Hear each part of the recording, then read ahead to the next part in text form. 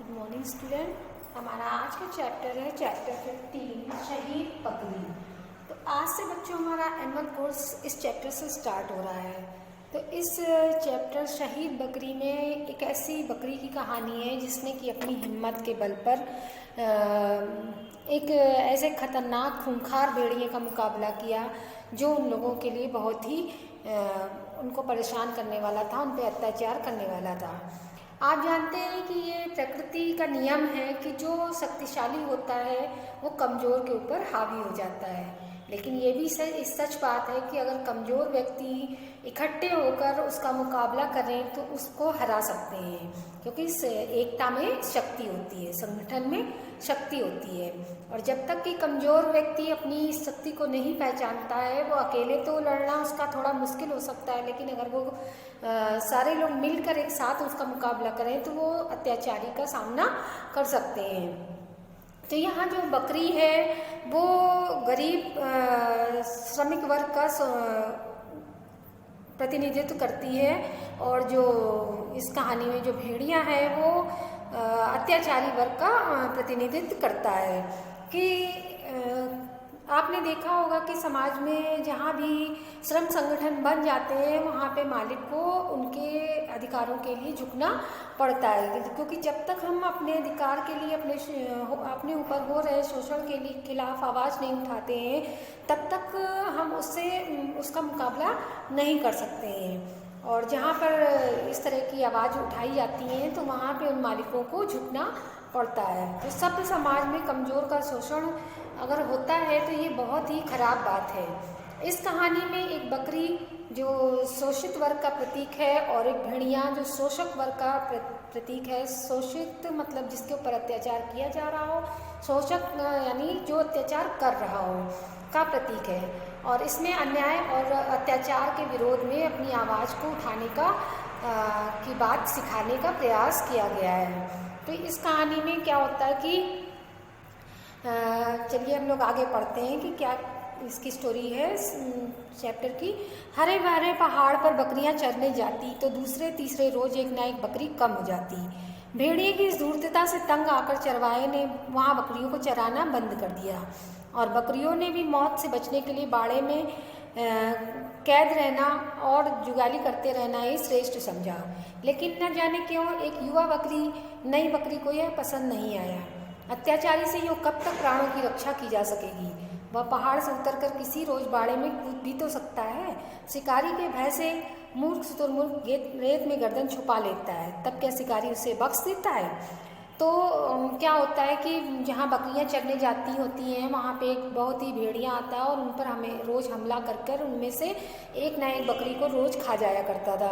तो उसकी इस वजह से परेशान होकर जो चरवाहा था उसने अपनी बकरियों को क्या किया, बाड़ा यानी जहाँ जानवरों को रखने का एक पिंजड़ा उसमें बंद करके रख दिया और वहीं पे उनको चारा दे के उनका पेट भरने लगा। तो बकरियों ने भी सोचा कि चलो ये सही है कि अपना उसी में बैठे बैठे हम लोग को खा लेते हैं, वहीं जुगाली करती रहती। जुगाली मतलब मुंह चलाना, खाते समय जो मुंह चलाते हैं उसको जुगाली करना कहते हैं।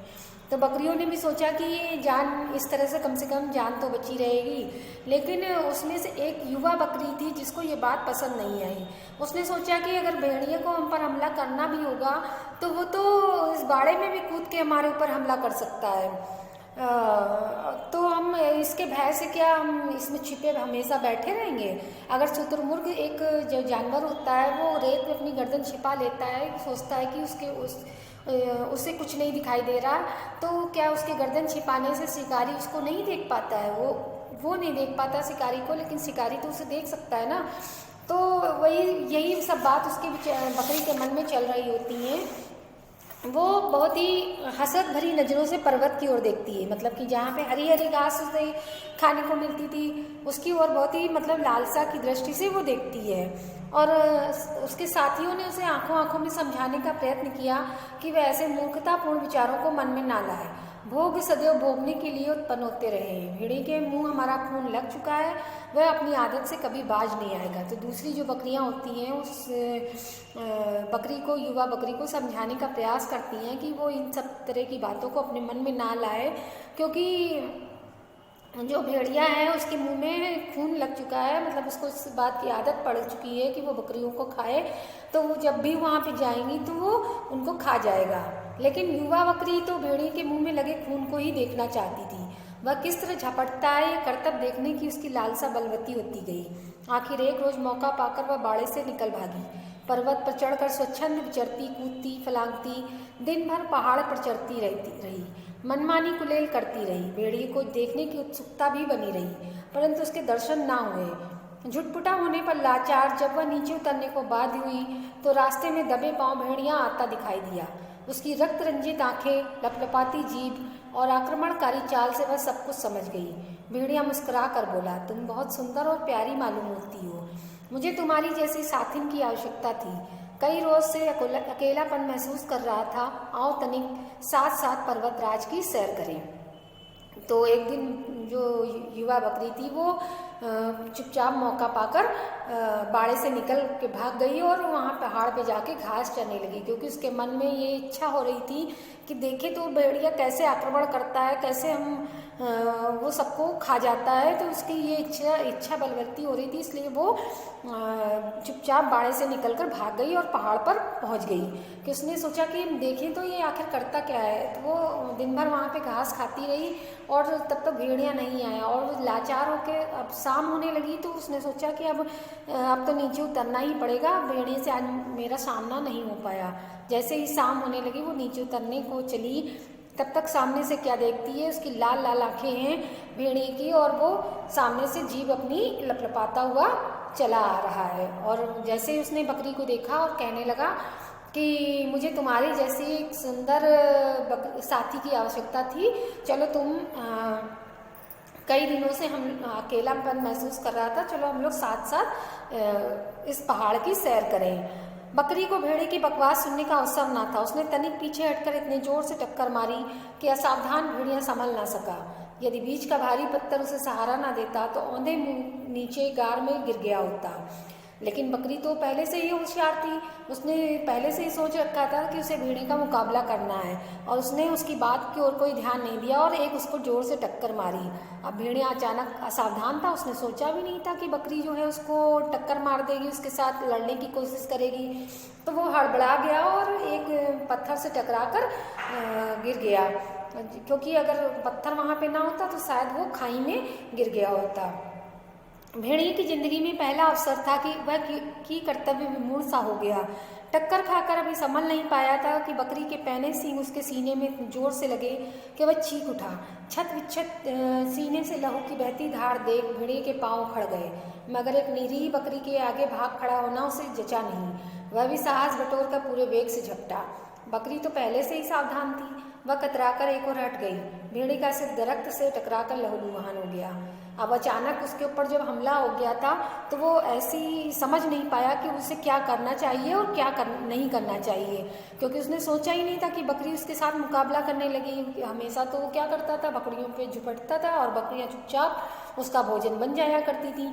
लेकिन इस बकरी ने उसके बिल्कुल विपरीत काम किया था, जिससे कि वो समझ ही नहीं पाया। तब तक वो समझता तब तक उस बकरी ने दोबारा उसके ऊपर सींग से अपनी टक्कर मार दी। अब वो उसके पैर जो थे उखड़ गए, मतलब वो गिर पड़ा भेड़िया। और लेकिन अब उसने सोचा कि ये छोटी सी बकरी मुझे टक्कर दे रही है, वो उसने अपनी ताकत बटोरी, उसके ऊपर झपटा। अब बकरी तो सावधान थी, वो एक किनारे चुपचाप हट गई और तब वो भेड़िया क्या था उस सामने ही उससे एक दरख्त बना हुआ था, उससे जाके टकरा गया और खुद ही उसके चोट लग गई। लहू को देखकर उसके लहू में भी उबाल आ गया। अब वह जी जान से बकरी के ऊपर टूट पड़ा। अकेली बकरी कब तक मुकाबला करती। उसके दांव पेच देखने की लालसा और अपने अरमान पूरे कर चुकी थी। साथियों की आक्रमणता पर तरस खाती हुई बेचारी ढेर हो गई। पेड़ पर बैठे तोते ने मुस्कुरा कर मैना से पूछा, भेड़े से भिड़कर भला बकरी को क्या मिला। अब जब भेड़िए ने देखा कि ये लगातार मेरा मुकाबला कर रही है तो वो अपनी ताकत के साथ दूसरी दुगनी ताकत के साथ उसके ऊपर झपटा। और बेचारी अकेली बकरी क्या कर सकती थी। वो सोच रही थी कि अगर सारी बकरियां मिलकर मेरा साथ देती तो शायद मैं इसका मुकाबला कर लेती, क्योंकि अकेले ही उसने इतनी चोट उसको पहुंचा दी थी। तभी वहाँ पेड़ पर तोता और मैना बैठे थे और उसको देखकर तोते ने कहा मैना से कि इस बकरी को इस भेड़िए से भिड़कर क्या मिला। मैना ने सगर्व उत्तर दिया, वही जो अत्याचारी का सामना करने पर पीड़ितों को मिलता है।